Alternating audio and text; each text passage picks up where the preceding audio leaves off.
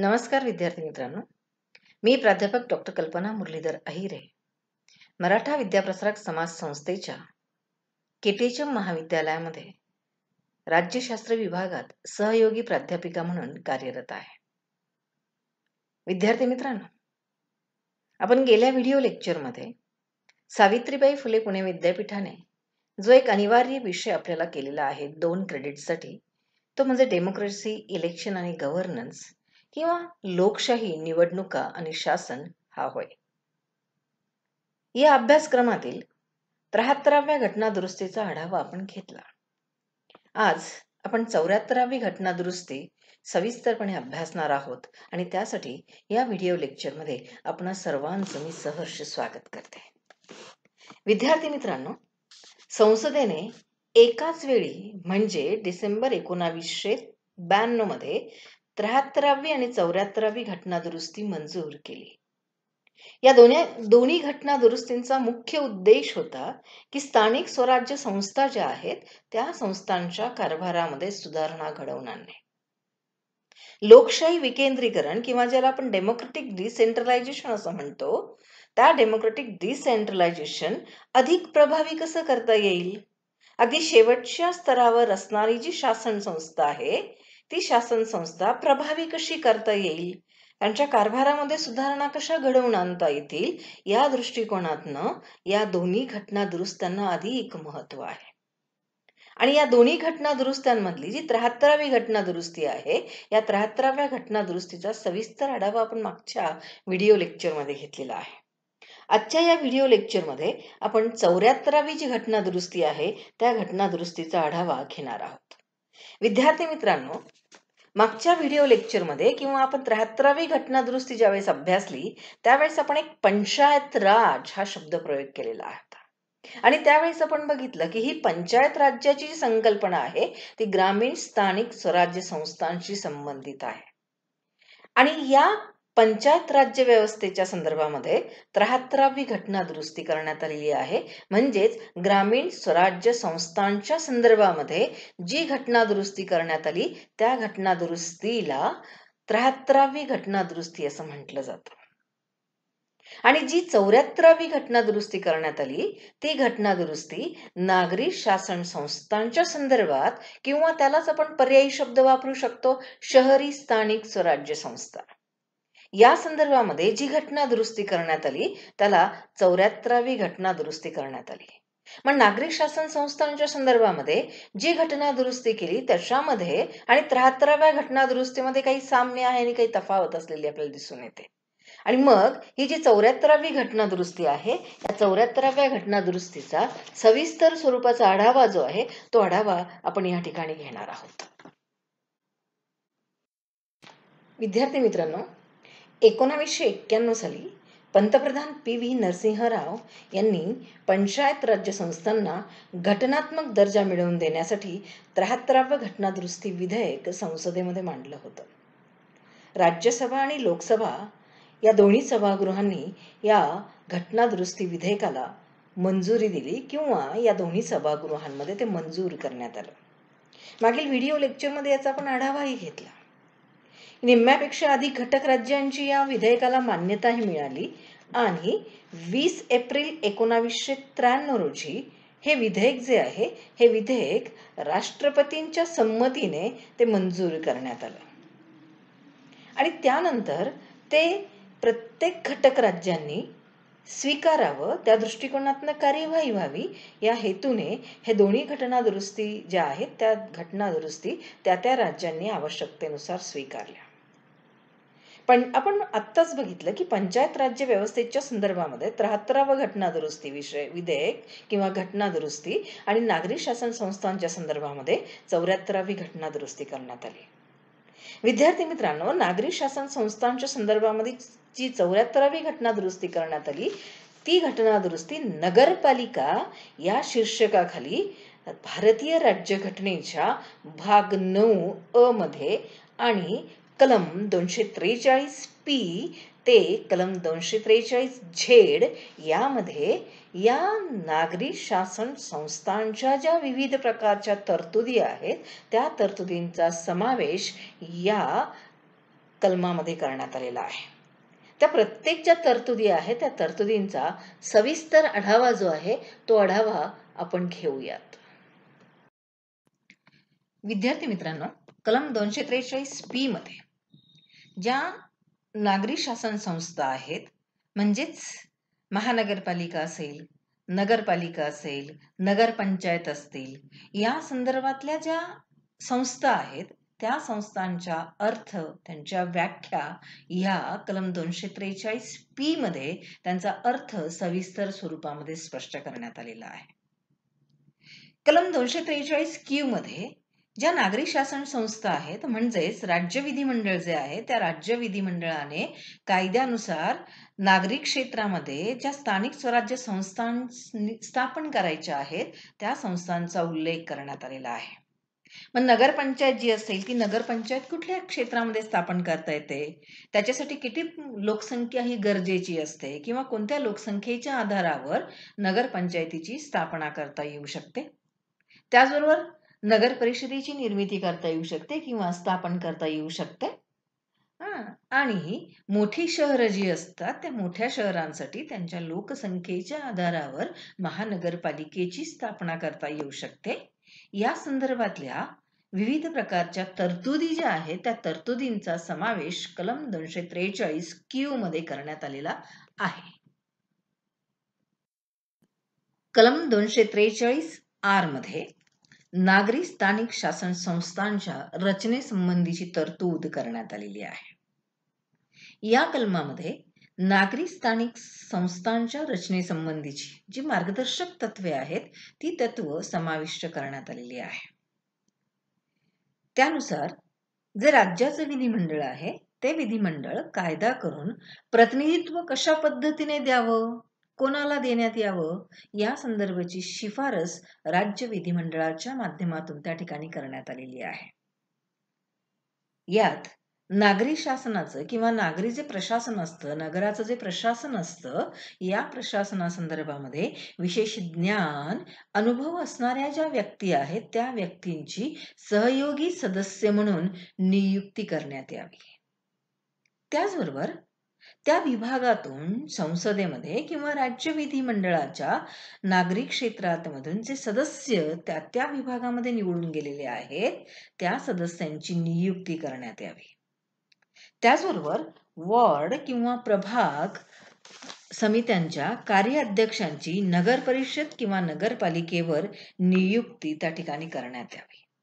अशा स्वरूपाची जी शिफारस आहे किंवा अशा स्वरूपाची जी तरतूद आहे ती तरतूद कलम 243 मध्ये करण्यात आलेली आहे.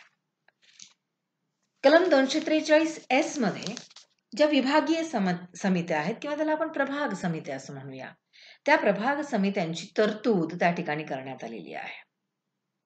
सर्वसाधारणपणे या कलमामध्ये असं स्पष्ट करण्यात आलेलं आहे की 3 लाखांपेक्षा अधिक लोकसंख्या असलेल्या नागरिक क्षेत्रातील स्थानिक शासन संस्थांमध्ये एक किंवा अधिक विभागीय समित्या ज्या आहेत त्या समित्यांची स्थापना करण्यात यावी.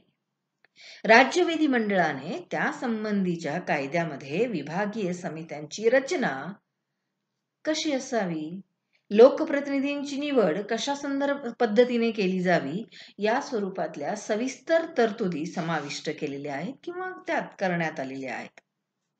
विभागीय समित्या ज्या आहेत किंवा त्याला दुसरा शब्द प्रयोग केला होता प्रभाग समित्या, या विभागीय समित्यांच्या क्षेत्रातून नगर परिषद किंवा महानगरपालिकेवर जे निर्वाचित सदस्य या विभागीय समित्यांचा सदस्य असेल, म्हणजे जे निर्वाचित सदस्य आहेत त्या निर्वाचित सदस्यांचा समावेश या विभागीय समित्यांवर करण्यात आलेला आहे.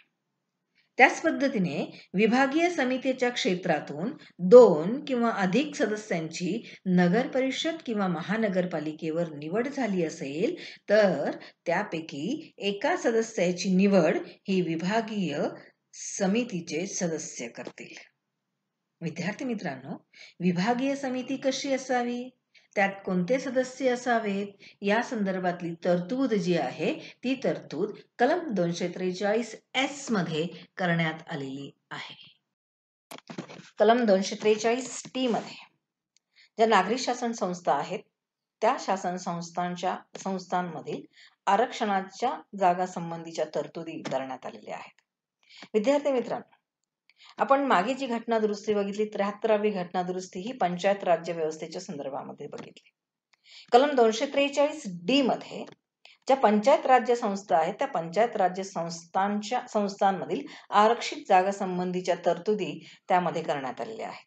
तशाच प्रकारच्या तरतुदी ज्या आहेत त्या तरतुदी कलम 243T मध्ये ज्या नागरी शासन संस्था आहेत त्या नागरी शासन संस्थांच्या संदर्भामध्ये करण्यात आलेल्या आहेत. म्हणजेच काय, तर ज्या अनुसूचित जाती जमाती आहेत त्या अनुसूचित जाती जमातींसाठी आणि तसंच ज्या महिला आहेत त्या महिलांसाठी आरक्षणाची आरक्षित जागांची तरतूद या कलमामध्ये करण्यात आलेली आहे. विद्यार्थी मित्रांनो, अनुसूचित जाती आणि जमातींना लोकसंख्येच्या प्रमाणामध्ये आरक्षण जे आहे ते आरक्षण देण्यात आलेलं आहे. ज्या महिला आहेत सर्वसाधारण महिला त्या महिलांसाठी 33% आरक्षण जे आहे ते आरक्षण देण्यात आलेलं आहे. आणि या संदर्भातली जी तरतूद आहे ती तरतूद या ठिकाणी करण्यात आलेली आहे.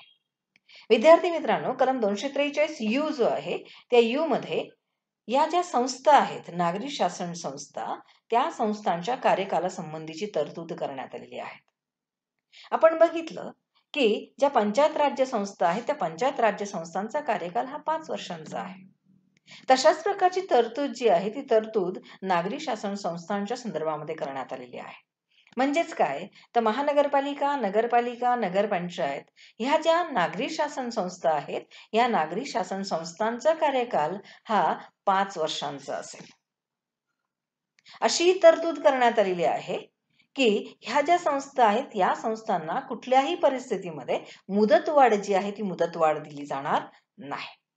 परंतु काही कारणास्तव ह्या संस्था मुदतपूर्व बरखास्त झाल्या असतील, म्हणजेच काय, तर त्यांचा कार्यकाल 5 वर्षांचा आहे आणि 5 वर्षांचा कार्यकाल पूर्ण होण्याच्या आत जर या संस्था बरखास्त झाल्या असतील तर उरलेला जो कालखंड आहे त्या उरलेल्या कालखंडासाठी त्या ठिकाणी या संस्थांचं पुनर्गठन जे आहे ते पुनर्गठन केलं जाणार आहे.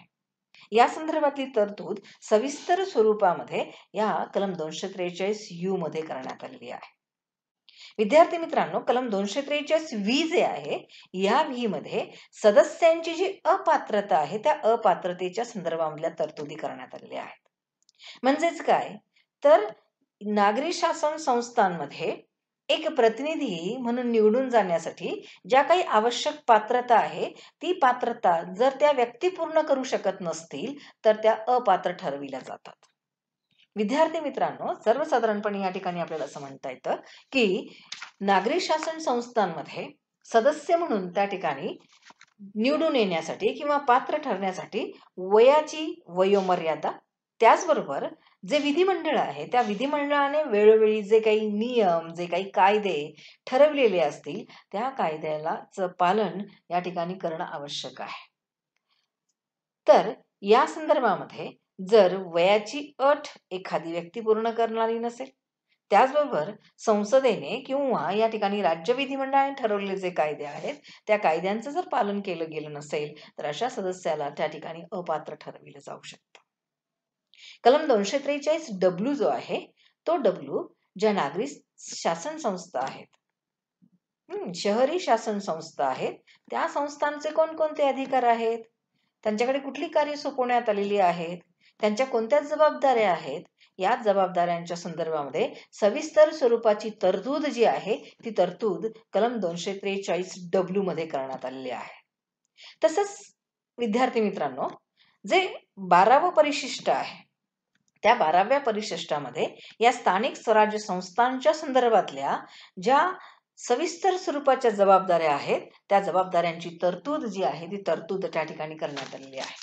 मग यामध्ये जर आपण बघितलं तर नगर नियोजन असेल, जमिनीचा वापर असेल, बांधकामावरील नियंत्रण असेल, सामाजिक आणि आर्थिक विकासासाठी आवश्यक असणारं नियोजन असेल, रस्ते असतील, पूल असेल आणि त्यांचं बांधकाम असेल, त्याचबरोबर जर आपण विचार केला तर घरगुती, व्यापारी आणि औद्योगिक वापरासाठी आवश्यक असणारं पाणी पुरवठा असेल, तसंच सार्वजनिक आरोग्य असेल, स्वच्छता असेल, मलनिस्सारण व्यवस्थापन असेल, आग प्रतिबंधक यंत्रणा असतील, शहरी वनीकरण असेल, तसंच पर्यावरणाचं संवर्धन असेल, शारीरिक आणि मानसिक विकलांग असणाऱ्या ज्या व्यक्ती असतील, तसंच समाजातला जो दुर्बल घटक असेल, या दुर्बल घटकांच्या हितसंबंधांचं रक्षण करण्यासाठी आवश्यक अशा काही तरतुदी असतील, आवश्यक अशा काही गोष्टी असतील, गलिच्छ वस्त्यांच्या सुधारणा संदर्भातल्या तरतुदी असतील, नागरी दारिद्र्य निर्मूलन असेल, बाग बगीचे असतील, खेळाची मैदानं असतील किंवा आवश्यक व्यक्तीच्या किंवा त्या नगराच्या दृष्टिकोनातून आवश्यक अशा काही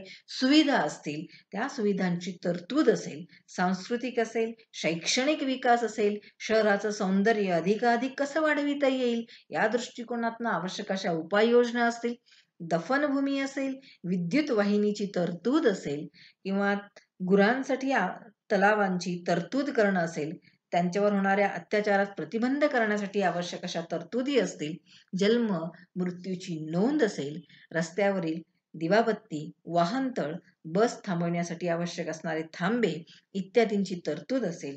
ह्या सविस्तर स्वरूपाच्या ज्या तरतुदी आहेत विद्यार्थी मित्रांनो, त्या तरतुदींचा समावेश परिशिष्ट 12 मध्ये करण्यात आलेला आहे.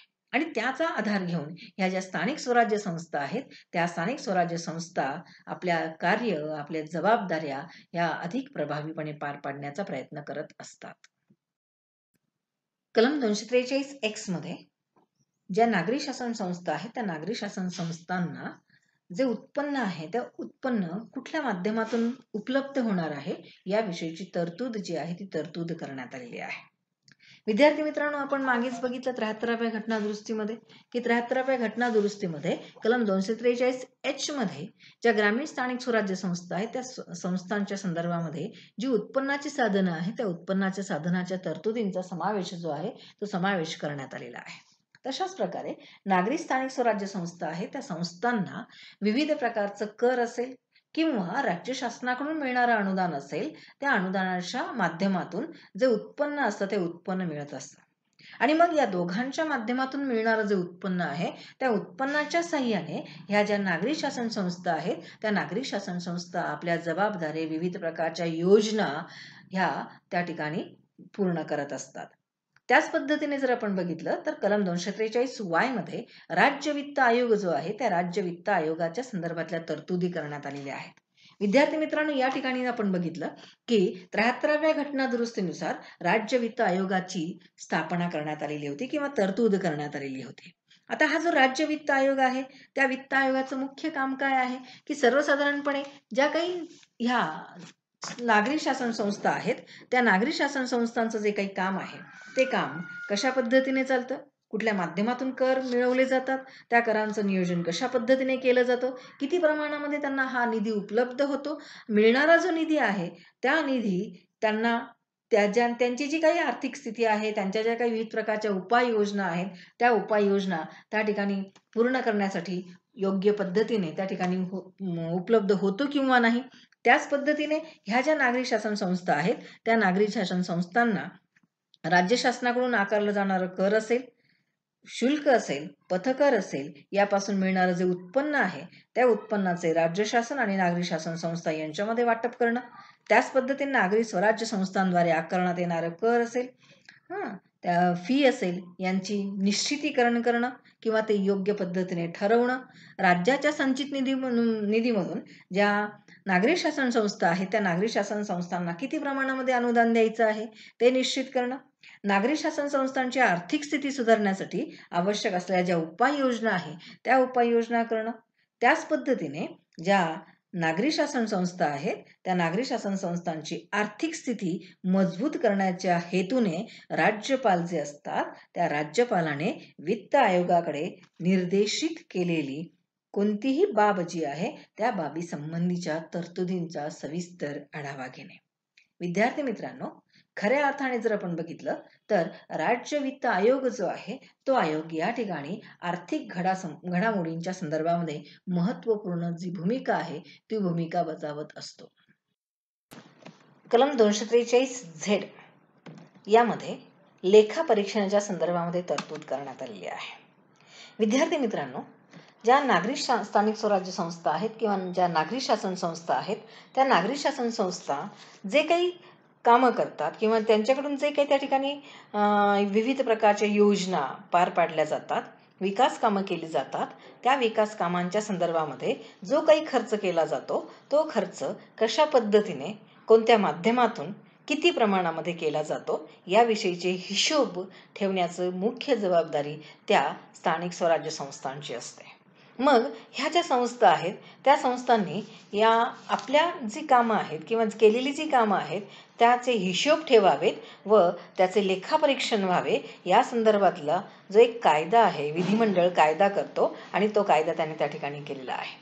मग ह्या ज्या लेखापरीक्षणाच्या संदर्भामध्ये राज्य शासनाचे जे अधिकारी असतात, ते अधिकारी ह्या स्थानिक स्वराज्य संस्थांनी केलेली जी विकास कामं असतील, त्या संदर्भातले जे हिशोब असतील, त्या संदर्भामध्ये केलेला जो खर्च असेल, तो खर्च योग्य पद्धतीने केला आहे किंवा नाही, या संदर्भातला त्या ठिकाणी परीक्षण करतात आणि त्या दृष्टिकोनातनं त्या हिशोबांची व्यवस्थित तपासणी जी आहे, ती तपासणी त्यांच्याकडून केली जाते.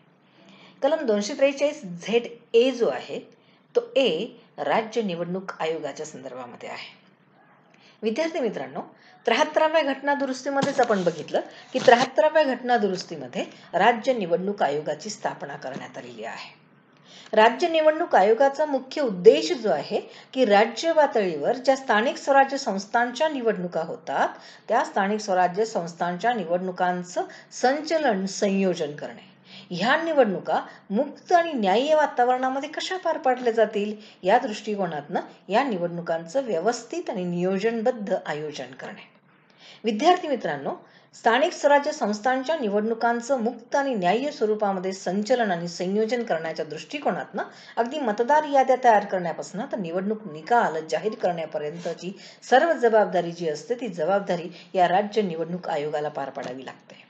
त्याच पद्धतीने जो केंद्र पातळीवर असणारा निर्वाचन आयोग असेल, तो आयोग वेळोवेळी या राज्य निवडणूक आयोगाला ज्या काही जबाबदाऱ्या किंवा जी काही कार्य पार पाडायला सांगेल, ती कार्य सुद्धा या राज्य निवडणूक आयोगाला पार पाडावी लागत असतात. त्याच पद्धतीने जर आपण बघितलं तर कलम 243 ZB जो आहे, त्या बी मध्ये केंद्रशासित प्रदेशातील स्थानिक शासन संस्थांच्या संदर्भामध्ये तरतुदी करण्यात आलेल्या आहेत. विद्यार्थी मित्रांनो, या ठिकाणी ह्या ज्या स्थानिक स्वराज्य संस्था आहेत, ह्या स्थानिक स्वराज्य संस्था केंद्रशासित प्रदेशांना कशा लागू कराव्यात, या संदर्भातली चर्चा जी आहे, ती चर्चा या कलमामध्ये करण्यात आलेली आहे. उदाहरणार्थ जर आपण या ठिकाणी बघितला तर काही जे प्रदेश आहेत, उदाहरणार्थ नागालँड असेल, मेघालय असेल, मिझोरम असेल, या ठिकाणी ह्या जो कायदा आहे, तो कायदा या प्रदेशांना लागू होत नाही. म्हणजेच विशिष्ट प्रदेशांना लागू करायचा की करायचं नाही, या संदर्भातल्या ज्या तरतुदी आहेत, त्या तरतुदींची आढावा जो आहे, तो आढावा या कलम 243B आणि कलम 243C म्हणजे ZB आणि ZC मध्ये करण्यात आलेला आहे. विद्यार्थी मित्रांनो, या दृष्टिकोनातून जर आपण या ठिकाणी बघितलं तर कलम 243 ZD जो आहे, त्या डी मध्ये जिल्हा नियोजन समितीच्या संदर्भामध्ये तरतूद करण्यात आलेली आहे. या समितीला जिल्हा नियोजन किंवा विकास समिती असंही म्हटलं जातं. राज्य विधिमंडळ जे आहे, त्या राज्य विधिमंडळांना जिल्हा नियोजन आणि विकास समिती स्थापन करण्यासंदर्भातले निर्देश जे आहे, सूचना ज्या आहे, त्या सूचना या कलमानुसार देण्यात आलेल्या आहे. ही जी समिती आहे, जिल्हा नियोजन समिती, या समितीच्या कार्यकक्षेमध्ये किंवा त्याच्या कार्यक्षेत्रामध्ये जिल्ह्यातील सर्व नागरी आणि ग्रामीण स्थानिक शासन संस्थांचा अंतर्भाव करण्यात आलेला आहे. जिल्ह्याच्या भौगोलिक क्षेत्रातील स्थानिक शासन संस्थांनी आपापल्या क्षेत्रासाठी तयार केलेल्या ज्या काही विकास योजनांच्या असतील, त्या विकास योजनांच्या आधारे संपूर्ण जिल्ह्याची विकास योजना तयार करण्याची जबाबदारी जी आहे, ती जबाबदारी या जिल्हा नियोजन आणि विकास समितीकडे सोपवण्यात आलेली आहे. विद्यार्थी मित्रांनो, सर्वसाधारणपणे या ठिकाणी जिल्हा जो आहे, त्या जिल्हा पातळीवर जी काही विकास कामं केली जाणार आहेत, ज्या काही योजना राबविल्या जाणार आहेत, त्या संदर्भातलं नियोजन करण्याच्या दृष्टिकोनातनं ही समिती महत्त्वपूर्ण भूमिका जी असते, ती भूमिका या ठिकाणी पार पाडत असते. त्यानंतर दुसरी एक समिती कलम 243 ZE मध्ये स्थापन करण्यात आलेली आहे. त्या संदर्भातली तरतूद करण्यात आलेली आहे.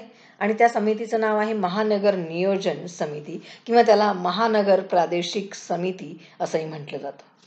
विद्यार्थी मित्रांनो, सर्वसाधारणपणे या ठिकाणी जर आपण बघितलं तर मोठ्या प्रमाणामध्ये किंवा मोठी मोठी जी शहरं आहेत, मुंबई असेल, चेन्नई असेल, कलकत्ता असेल, दिल्ली असेल, यासारखी जी मोठमोठी शहरं आहेत त्या शहरांच्या संदर्भामध्ये चांगल्या पद्धतीचं नियोजन व्हावं या दृष्टिकोनातनं ही जी समिती आहे ती समिती महत्त्वपूर्ण काम करत असते. प्रत्येक महानगर क्षेत्रामध्ये किंवा प्रत्येक महानगर स्तरावर ही जी समिती असते ती समिती त्या ठिकाणी स्थापन केली जाते. या समितीचा मुख्य उद्देश काय असतो तर त्या महानगर क्षेत्रासाठी एक आराखडा विकास योजनेच्या संदर्भामध्ये तयार करणं. राज्याचं विधिमंडळ कायद्याद्वारे त्या ठिकाणी या महानगर नियोजन समितीच्या संदर्भामध्ये तरतूद करू शकतं. ही जी समिती असते ह्या समितीचं महत्त्वपूर्ण काम असतं किंवा जबाबदारी जी असते ती जबाबदारी महानगराचा अतिशय नियोजनबद्ध सूत्रबद्ध पद्धतीने विकास व्हावा या दृष्टिकोनातनं त्या ठिकाणी कामकाज करणे. विविध प्रकारच्या योजना तयार करणे.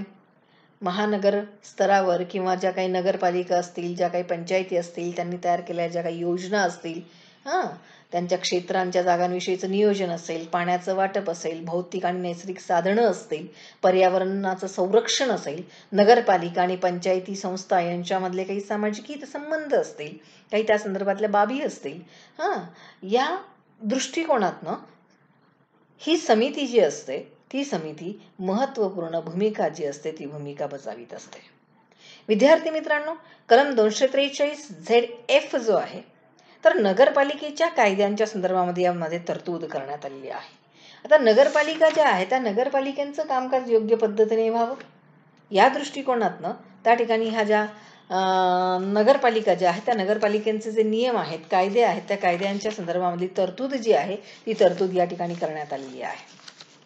त्यानंतर कलम शेवटचं 243ZG जे आहे त्या जी मध्ये निवडणुकीच्या बाबतीमध्ये न्यायालयीन हस्तक्षेपास विरोध करण्यात आलेला आहे. विद्यार्थी मित्रांनो, 73व्या घटना दुरुस्तीमध्ये आपण या संदर्भातला आढावा घेतलेला आहे.